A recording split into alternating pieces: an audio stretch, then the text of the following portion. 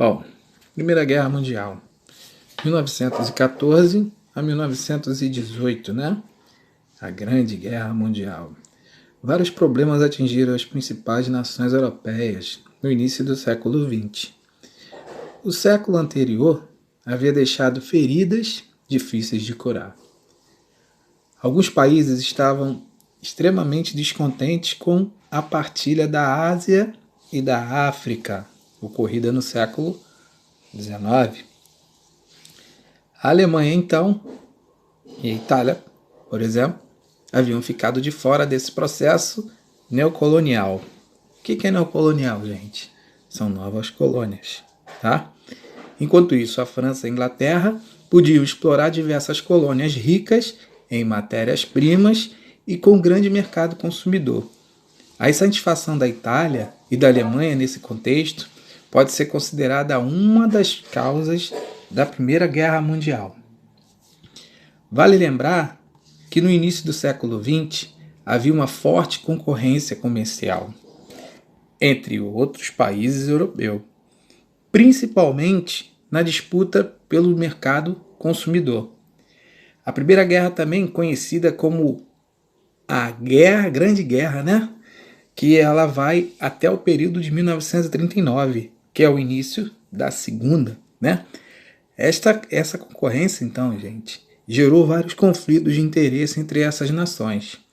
Ao mesmo tempo, os países estavam empenhados numa rápida corrida armamentista, já que, como era uma maneira de se proteger ou atacarem num futuro bem próximo, né? Essa corrida bélica gerava um clima de apreensão e medo entre os países, onde um tentava se armar mais do que o outro. Existia também entre duas nações poderosas da época, né, uma rivalidade muito grande, que é a França, né, que havia perdido no final do século XIX a região da Alsácia-Lorena, né, para a Alemanha durante a Guerra Franco-Prussiana, e o revanchismo francês, né, que estava no ar, esperando a oportunidade para tomar a rica região que foi perdida para os alemães, né?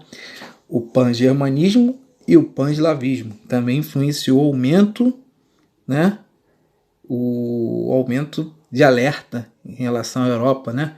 Havia forte vontade nacionalista dos germânicos em unir em apenas tudo em uma única nação.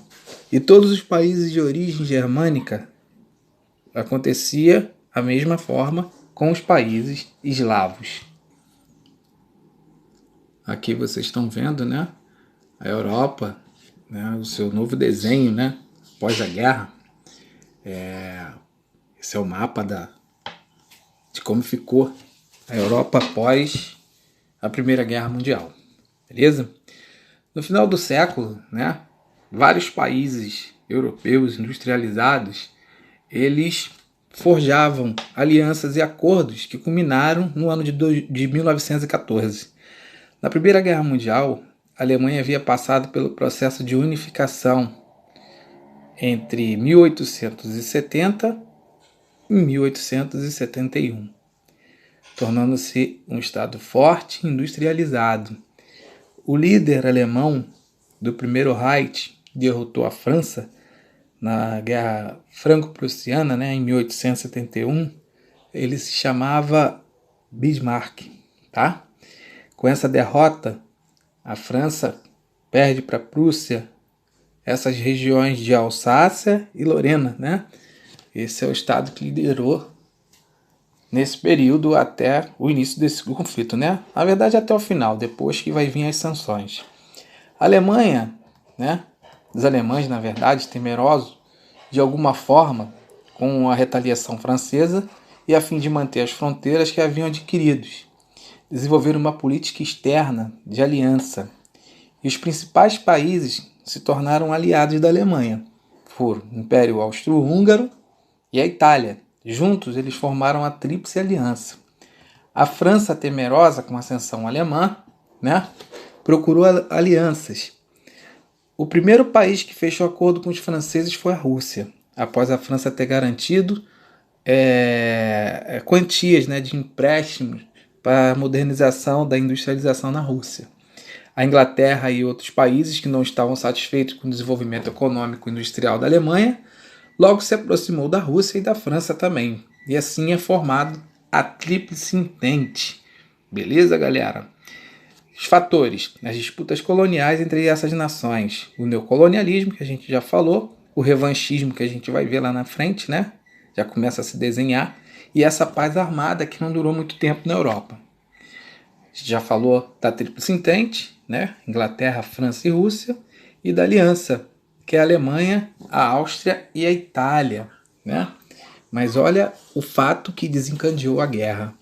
Eu não vou dizer para vocês que a guerra não iria acontecer. Ela iria acontecer de qualquer jeito.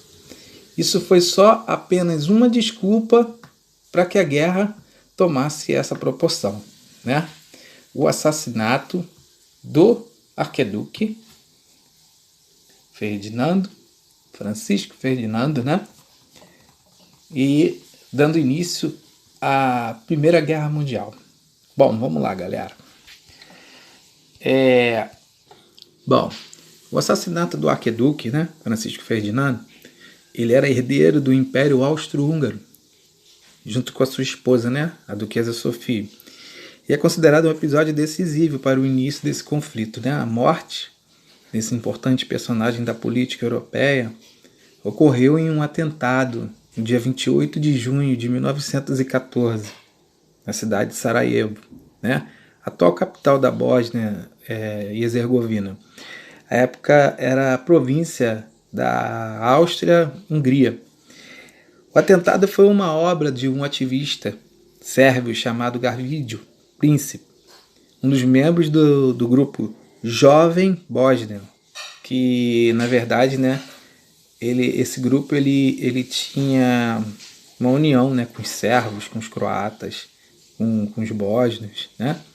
O ato ele tinha um objetivo político, o de causar o rompimento das províncias eslavas da Hungria, para que pudessem ser reunidas em uma grande Sérvia ou uma grande Iugoslávia. Esse foi o motivo para o início do conflito.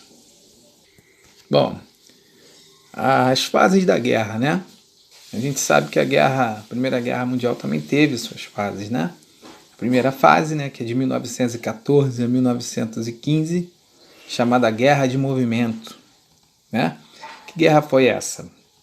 Nos primeiros meses de guerra, a estratégia de movimentação das tropas foi amplamente, né, utilizada para a tomada, né, da posição no fronte de guerra, né? Os alemães se movimentaram rapidamente e em poucas semanas eles estavam a menos de 50 quilômetros de Paris, ou seja, uma grande estratégia, né? Eles conseguiram um avanço, uma batalha bem sangrenta em 1914, tá? A estratégia da guerra com os moldes do século XIX, né? E um ataque de uma carga de cavalaria, né? Acompanhado pela infantaria. No entanto, os tempos haviam mudado em relação a essas táticas, a tecnologia que a guerra trouxe também, né? E eficiência diante das posições defendidas por metralhadora, né? E pela cobertura de artilharia. E aos poucos, né, o exército ele começa a adotar esse mecanismo de trincheiras cavadas ao longo de toda a frente de combate. Tá, beleza? Outra segunda fase, né, da guerra é a Guerra das Trincheiras, que vai de 1915 a 1917. A segunda guerra, né, a segunda fase da guerra, Guerra das Trincheiras, ou pode chamar de guerra de posição também, tá? Conseguiu romper com as linhas de defesa inimiga, né? Desejava, né, conservar a qualquer preço as posições que eram conquistadas durante a batalha, né? As trincheiras são, portanto, uma estratégia defensiva, inicialmente adotada pelos exércitos alemães. Foi utilizada também pelos aliados. A trincheira era um verdadeiro complexo defensivo, composto por túneis e valas. Ali, durante meses, milhares de soldados lutavam, comiam, dormiam, abrigados de tiro, contudo expostos aos projéteis de artilharia, as armas químicas, né? Os ataques aéreos, além de doenças causadas pelo ambiente insalubre, né? A cada 2 semanas, os soldados que ficavam na trincheira eram trocados, né, pelos da retaguarda. Isso era uma forma de manter eles um pouquinho mais tempo vivo, né? A frente da trincheira era um terreno coberto com estaca, né? Tinha uma proteção de arame farpado, né? E centenas de metros separavam a linha inimiga, formando entre elas um terreno acidentado, né? Isso era proposital, era uma forma também deles se esconderem melhor. E a possibilidade deles serem menos alvejados, entendeu? E em 1917 foi o marco dessa guerra que ocorreu, né, na verdade, né? A Revolução Russa também, né, aquele grande tratado que a Alemanha fez com a União Soviética, né, com a Rússia, sair da guerra, né? E o imperador Nicolau II e sua família são presos. Olha isso. O novo governo socialista decide-se retirar do campo de batalha, assinando o tratado, né, com os alemães. E igualmente é o ano, né, que os Estados Unidos entram na guerra ao lado das potências aliadas. E por fim, a fase final dessa guerra, né, guerra de movimento, essa fase final, que com a ajuda dos Estados Unidos, os aliados voltaram a ter um incentivo de guerra, né? Os exércitos ainda enfrentavam batalhas duríssimas, onde as baixas de ambos os lados eram enormes. Mas talvez seja a segunda batalha de Marne, né? Onde os alemães foram expulsos do território francês lá atrás. Lembra que eu falei aqui para vocês? Então, se conseguiu o apoio popular e dos seus próprios oficiais, né? O Kaiser, que era o comandante desse Reich, teve que aceitar os termos de rendição diante das revoltas, né? Que foi eclodir até em Berlim, né? E Kaiser ele vem renunciar. Nesse conflito, né, a paz é assinada em 11 de novembro de 1918, pondo fim aos anos sangrentos que esse conflito trouxe. Aí vem as consequências da guerra, né? Os tratados, a Liga das Nações, a ascensão econômica política entre os Estados Unidos, né? E a ascensão dessa economia e a tecnologia que vem junto com a guerra, né? O avanço tecnológico ele vem revolucionar o combate, né? E houve um salto tecnológico significativo na Primeira Guerra, em 1914. O uso de tecnologia bélica, né, estava muito ligado a essa tradição militar. E ao longo do conflito evoluiu em diversas áreas. A parada, né, na verdade, a guerra, né, ela servia como um campo de experimento dessas tecnologias. E ele é considerado, né, apesar de carregar tradições dos antigos combates, a Primeira Guerra Mundial foi um conflito absolutamente novo por causa do uso das tecnologias modernas, especialmente no fim do combate. Essas experiências, né, marcaram os primeiros anos de guerra, né? A cavalaria, que foi substituída pelos tanques mais tarde, os transportes precários evidenciaram, né, o baixo desenvolvimento no começo, e a guerra se iniciou com tecnologias muito pessoais, ou seja, homem a homem. Diversas tecnologias como o submarino, o avião já existia antes de 1914, mas ganharam força somente na segunda metade do conflito. A apropriação das tecnologias para os fins bélicos caracterizava-se esse conflito. Um dos principais avanços foi a eletricidade no campo militar. O rádio transmissor, né, transmitia voz e códigos também. E se tornou essencial para a comunicação desses militares. Navios foram equipados com lâmpada de sinal, armas de fogo controle remoto, né? Armas químicas com gás de mostarda, de cloro, representavam um novo perigo no combate. Além das vítimas militares, né? O gás matou civis porque o vento levava o gás para essas áreas residenciais. Entendeu? A utilização do gás de mostarda e do cloro rompeu com a tradição da estatística da guerra das trincheiras. Porém, o uso do gás tóxico, né, ainda era precário.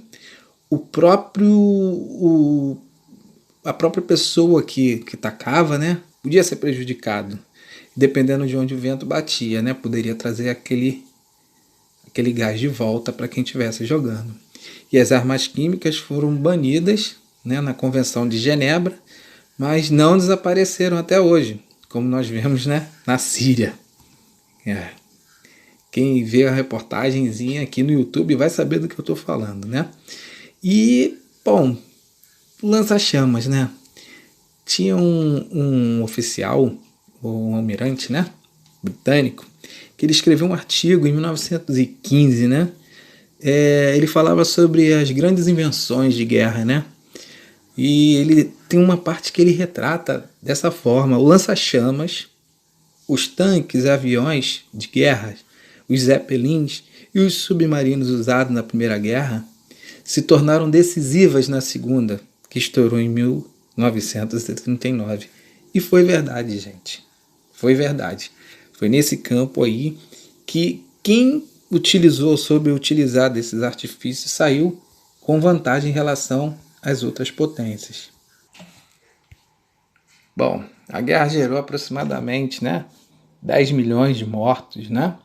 O triplo de feridos. Arrasou com os campos agrícolas, destruiu as indústrias, além de gerar grandes prejuízos econômicos, né? Ao fim do conflito, em 1917, ocorreu um fato histórico de extrema importância, né? Que foi o que, gente? A entrada dos Estados Unidos ao lado da Tríplice Entente, pois havia interesses comerciais para os estadunidenses, né? Eles defendiam principalmente a Inglaterra e a França. E esse fato marcou a vitória da Tríplice Entente, né? Formada pelos países da Aliança. Assinaram a edição. Então, os derrotados tiveram que assinar o Tratado de Versalhes, né? Impunha estes países fortes, restrições e punições. A Alemanha teve seu exército reduzido, sua indústria bélica controlada, perdeu a região do corredor polonês, né? Teve que devolver à França a região de Alsácia-Lorena, também teve que pagar prejuízos de guerra aos países vencedores. O Tratado de Versalhes teve uma repercussão enorme na Alemanha. Ele foi influenciado no início da Segunda Guerra Mundial, beleza? O que foi o Tratado de Versalhes, gente? Foi um tratado de paz assinado pelas potências europeias. Encerrou oficialmente a Primeira Guerra, após 6 meses de negociações em Paris. O tratado foi assinado como uma continuação, né, do armistício de novembro de 1918, em Copenhague, né, que tinha posto um fim a esses conflitos. Valeu, galera. Obrigado mais uma vez e até a próxima.